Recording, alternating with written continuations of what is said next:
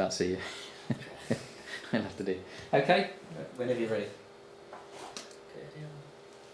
So this is our production. It's called Money Over Passion. It's a documentary. It's a short documentary, and it's of the expository genre, meaning there's like a voiceover throughout.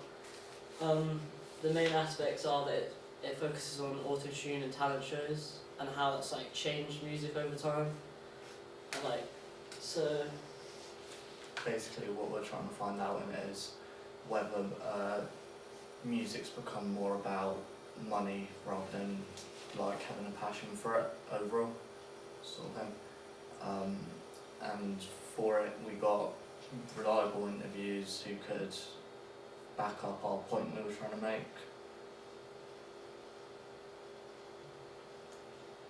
So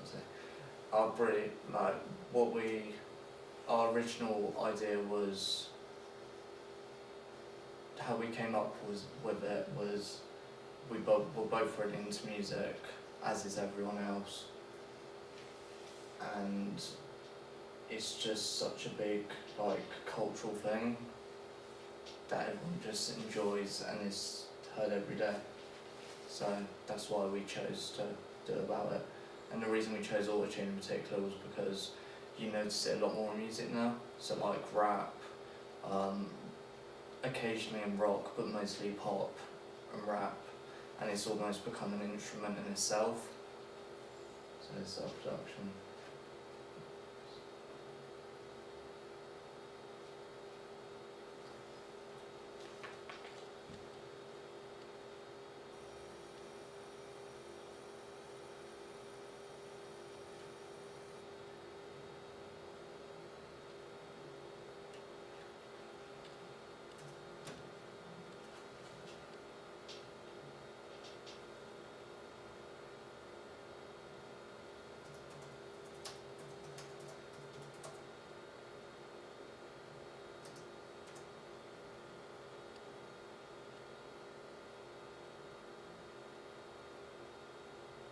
So it'll probably show like the first 5 minutes, Okay. that section of it. It's taken away the need to be talented. So if you can take anyone off the street who looks like you can put them in the studio, record their vocals. Next thing you know, you've got a million-selling artist. Story begin. This is anti-auto-tune. music has been around for as long as we can remember, and has remained for many people a source of enjoyment, passion, and a way of expressing yourselves. There are many different genres and subgenres of music that define a person's personality and where they come from. In this documentary, we will be exploring how music has changed over time and a variety of aspects that may have influenced this, including talent shows and auto-tune.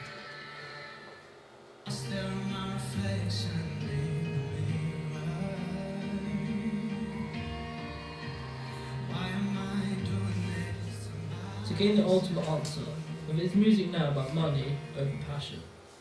Created by Andy Hilbrand, auto-tune saves us from our mistakes. This was created in 1995 when Hilbrand used the algorithms made by oil companies to find drill sites through the use of seismic waves. This was then tweaked in 1996 and the auto-tune software was born. The first example of its use was in 1998, originally thought to be Cher's Believe, when in fact it was actually Tupac's California Love, which was an internationally admired song.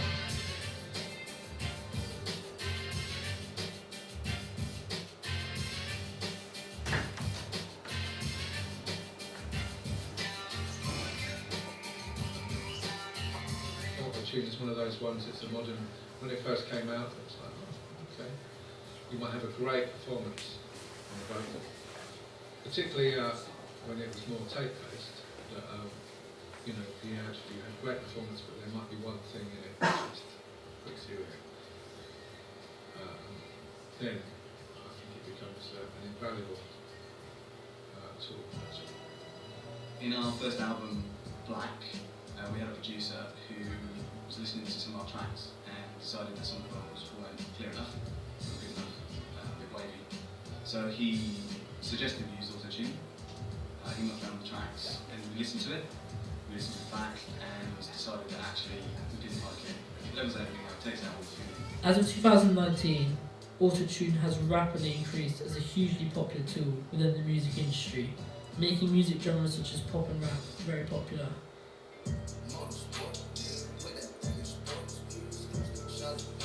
This gives the opportunity for anyone to use this tool, whether they are good or not, to manipulate their voice.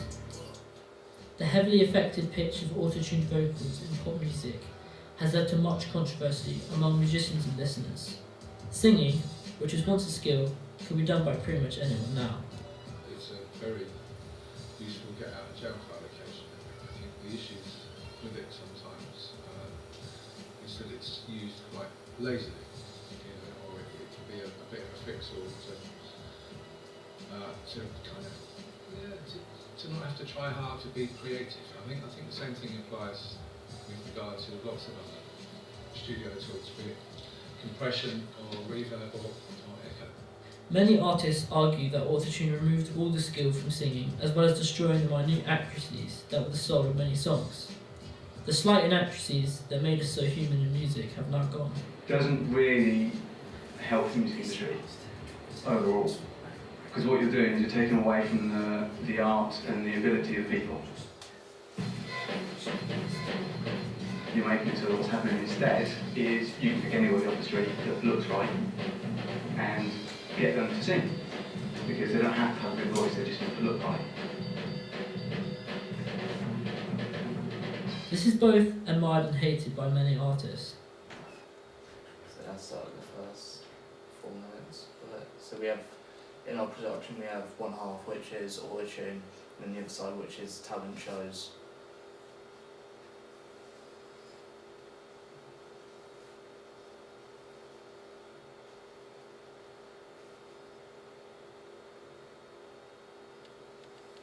So how we generated our idea.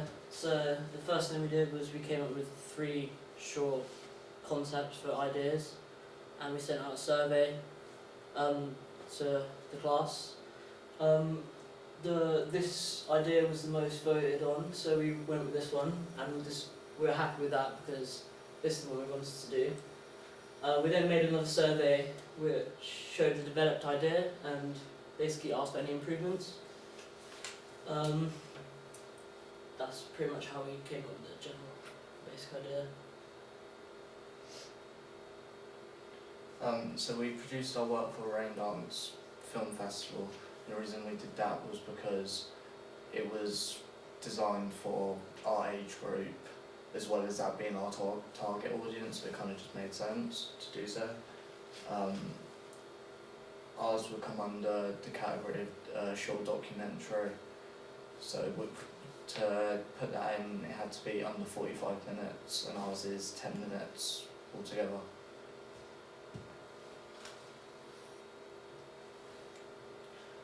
So, how we put together the production from our research. So, what we did was we looked at the codes and conventions of an expository documentary. We did lots of research into that, and then we could use that to put it in our own production. So we had a voiceover throughout. You never see the person that's narrating. So in the interviews, I was behind the camera, asking questions, but you never saw that. You never heard that. We created these infographics as well, which you can see up here. Showing, and then we also did research into how to set up an interview, how to edit an interview, and then we did some practice, which you can see here. This is a practice interview we set up, and we also did research into how the interview set up. It's put together so like the rule of thirds within a frame, so they'd have to be, so they're on the left, so they'll be split into 9, and then I'll be in the left, and those would be in like the top left cross section. Then we did that with editing for like colour grading, correction, just all that, to make our production look not different but kind of have a tone to it. This is some of our content research. So the reason we had to do a lot of content research, and the reason for that was because we had to get the facts right because it was expository documentary as opposed to being a different type of documentary where it would be more like hands-on and they'll go in and find it in, like, be first-hand information, whereas this is mostly all secondary, apart from the interviews. So like, we did this for the talent shows as well, so the top left one was like the history of autotune, top right was the issues with autotune, so like examples of artists who've got a different view to it, and then the bottom one is like the modern day and the effects it's had on different genres, so like you got rap and then you got rock.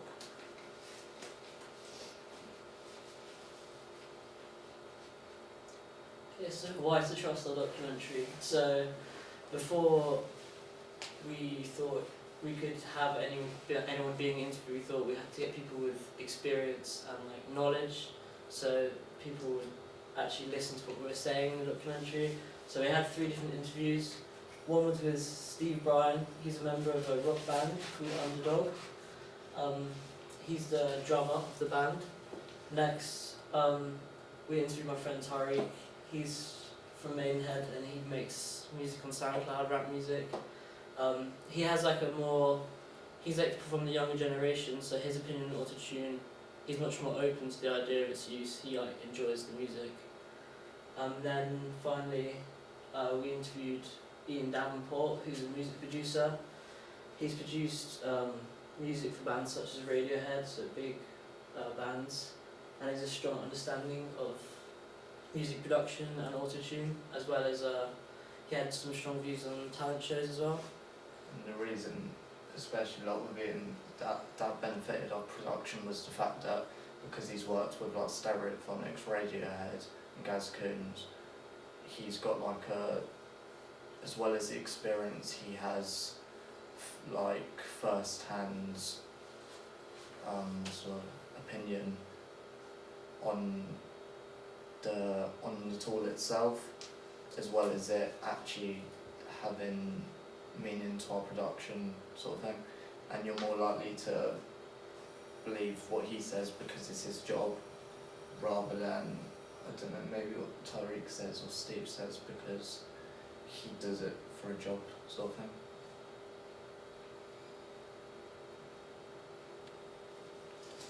So our target audience was 18 to 25 years old. The first thing we did was send out a survey asking what people thought would best be suited for the topic and production, and this is what we got. We then did research into the target audience to see what sort of shots you should include, what sort of music to include, stuff like that. And then that's pretty much. I found when looking into target audience, looking at what the most listened to like music genres were by just age categories as a whole. So we wanted to do rock, rap and mainstream music, so pop, because our talent shows and that's where they normally get exported into. I found that those genres of music were mainly listened to by people our age, so like 18 to 25 and that. So that kind of helped our production.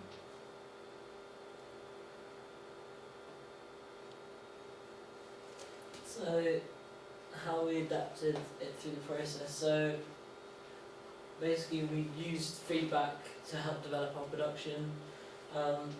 We got feedback from our teachers. So originally we were just going to focus on auto-tune, but we got feedback and we heard that we should add like another element to look at to make our argument stronger.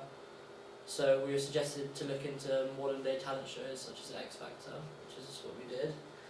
Then we also did a focus group on the platform, so we could, from this we used it to help us decide what sort of platform we would go on, gave us the pros and cons. So throughout the research it basically just developed in terms of where it was going to go, where our target audience could see it, and what content we needed to have in it that would interest our audience.